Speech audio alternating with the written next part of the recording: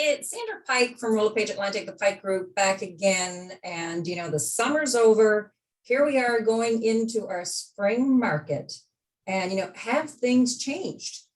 So today I thought to bring another two guests with me, and I'll let them introduce themselves. And Vicki, you go right ahead. Okay. Hi, everyone. I'm Vicki Bennett. I am an agent with Keller Williams. I've been in the business now since 2013, and the past 18 months have been very challenging for us all. And I'm glad to be here, Sandra. Thank you. And sir. Hi, my name is Roy Thomas. I'm with Sutton Group Professional Realty. Been in the business since the 1990s, so I've been around a long time, and it's been a very interesting market in the last year or so. So, having said that, what differences do you feel that you're seeing? Let's say, if you were to look at 2020 and 2021, Roy, what differences have you seen? Been a lot of similarities. Listings are still hard to get. We did see the market spike this year in the spring and just go insane. It's slowed down a little bit right now. It's been, I would call it more of a continuation from 2020 than anything else. Yeah. What have you seen in your business, Vicki? Well, I found we had the regular summer slump, especially when the restrictions got lifted. I think people took the time to actually travel a bit, see family they haven't seen in a while. And then after school went in, I found a little bit of an uptick, and I'm still working with buyers that are competing, and a few not getting anywhere. Yeah. I felt the change very similar to you, Vicki, and I think it was around Canada Day. So we were promoting to all of our sellers, I'm going to sell your house in 3.5 days. And we list on Thursdays, hold offers till Monday. And that Canada Day weekend, I had to eat crow because I didn't have offers for 2 of my sellers.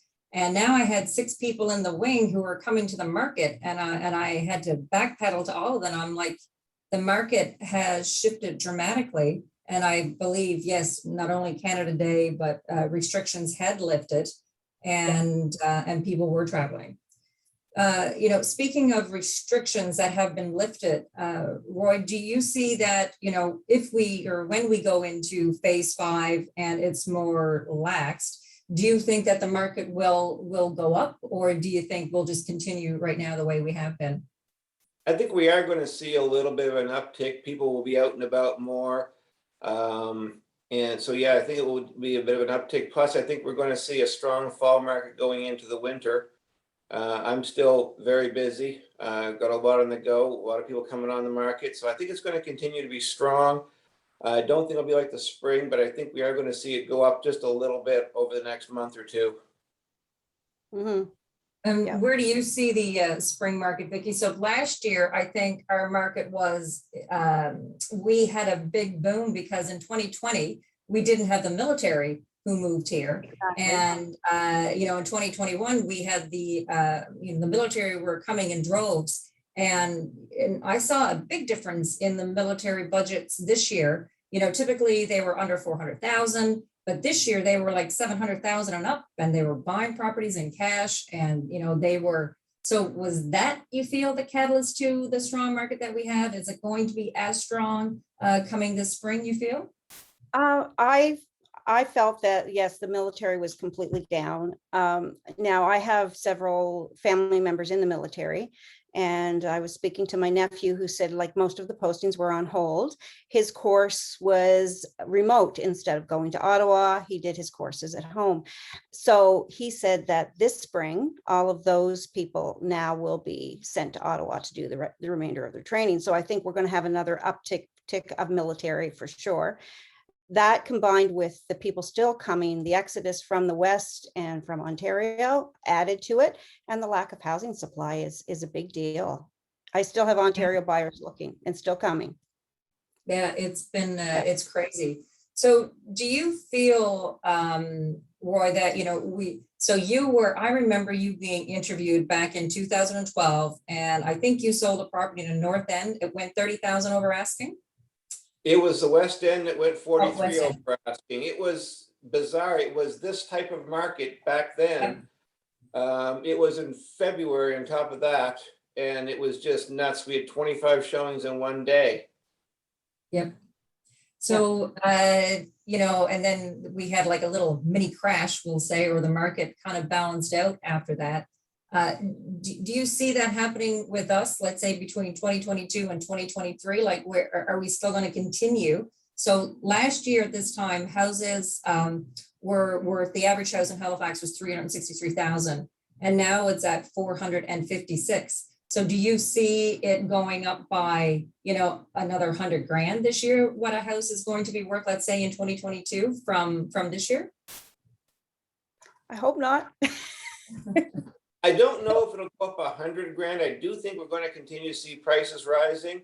This year, we're estimated to do over 16,000 housing sales in Nova Scotia. Next year, they're estimating it's going to drop to about 15.5.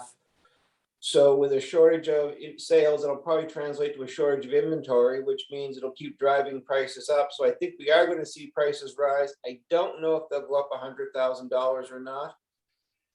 Yeah. The continual increased market simply is unsustainable. The market has to pause and correct it periodically. There's no way around it. So I don't know if it's going to go up another 100,000, but I do think we'll see prices rise over the next year. So do you think, Vicky, that we're still going to have all of those competing offers, you know, being very aggressive? Do you see those still happening? Well, right now, I found them very strong. I was in a few situations with the condo market last week, and I couldn't believe how aggressive the condo market's become. But perhaps that's with the first-time home buyer, lower price condos. Everybody wants to get something. And so those were all over 10 offers on a bunch of condos in Bedford, Clayton Park. So that is still hot. Dartmouth is still hot.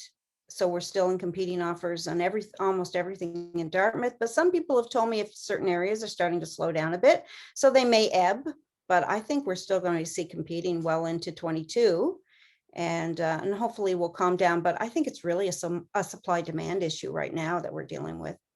Oh, it always is 100%. Yeah.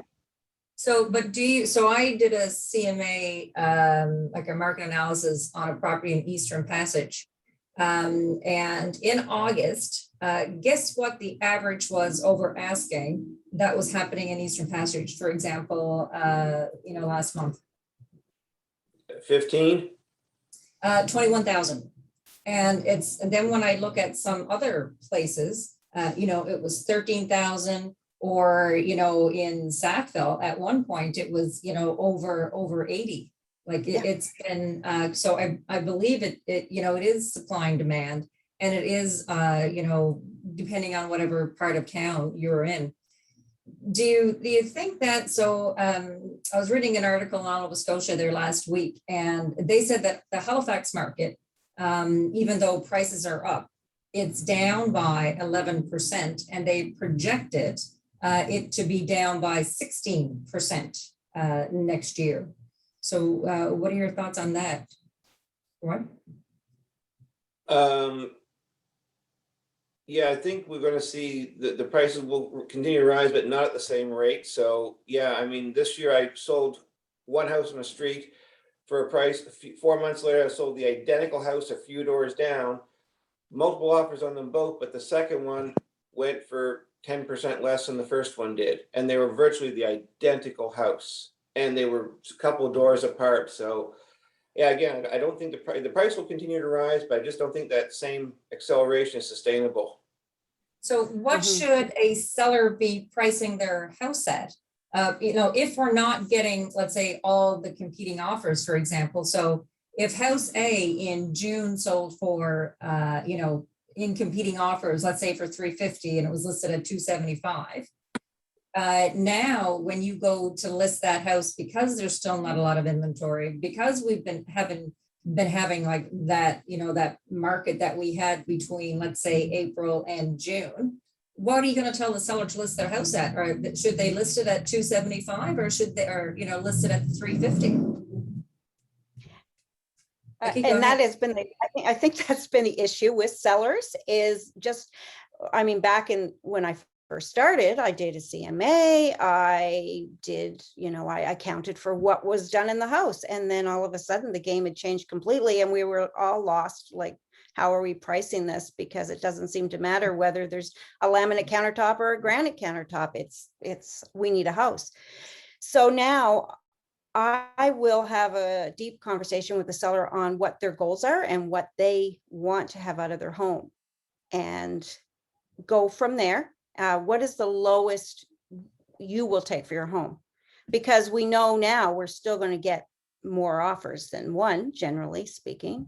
So Yes. I go from there and look at the comparables, and let's not underprice it. Let's not overprice it, because if we overprice it, then we're not going to get the people through the door. So there's a fine line there, and there's no exact science to it. So it has been a challenge to price houses, I'm finding. I agree, and I I don't have think three there's, coming up. I agree, I don't think Oh, there's you a go ahead, Roy. standard, I don't think there's a standard rule of thumb now. I think you have to take every house on a case-by-case basis and look at the market, see what they're competing with, how many other options the buyers have, estimate where it's going to sell, which is a crapshoot at best in this market, and decide, what your strategy is going to be. But it's on a house-by-house basis, because different areas are getting different amounts of activity. Yeah. You're going to price a $800,000 house different than you're going to price a $300,000 house. So in terms of strategy, so it's a case by case basis. I find you sit down with the seller and have the conversation, review the market, and decide how you want to handle that particular situation. And typically we have been holding offers, but in some cases I'm seeing listings where they're not holding offers, they're taking them on a case by case basis, and sometimes that's the better strategy. Because I'm like you said, a couple times this year, I've been caught where you didn't get an offer or you got one. Yep.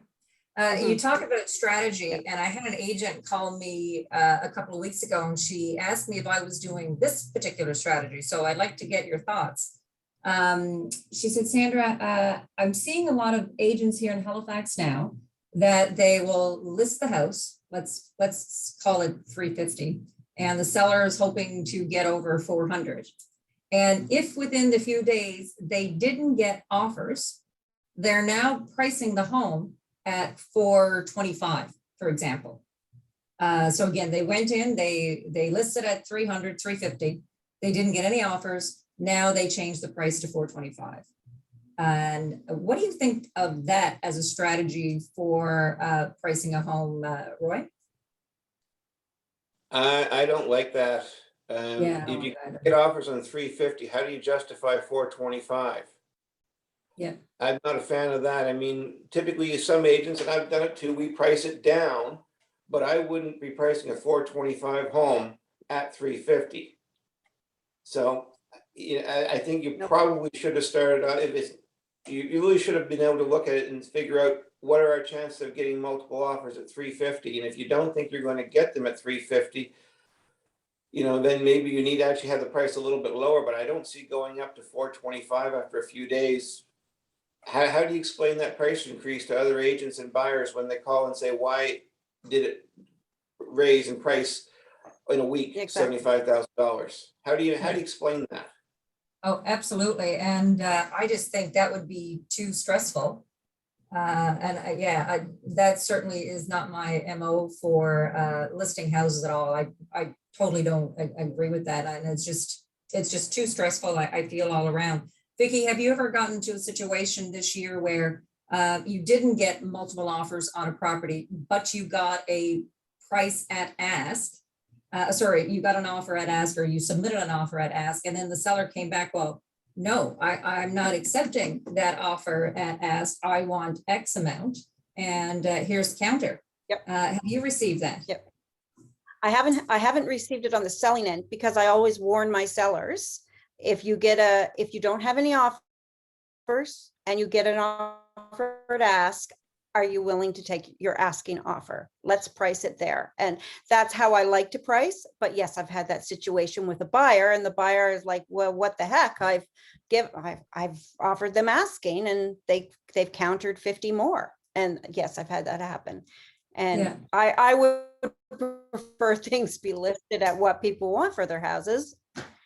And maybe we wouldn't have this crazy market if people were listing more realistically like that, instead of listing low to get people in, you know? Yeah, I don't think, I wouldn't have listed low to get in. When I was looking at the market, I was truly, doing the same market analysis as I would have done in, let's say 2019. And I was basing it off that because Yeah. that one particular buyer, that's an outlier. And I know they just they just spent $100,000 more on the house next door that just sold. But those buyers, or that buyer is Yeah. gone, right? And we don't know what the other offers were. For me, so that's how I was listing the homes. But now I'm going in and I can't guarantee that I'm going to get multiple offers because of what happened Canada Day. And I go to the seller, what are you hoping to get? Okay. And that's where we should be pricing it. And are you willing to take a price drop in the event we can't get that amount? Are you seeing any of that, Roy? Yeah, I had an interesting situation this year. I sold a house on a certain street.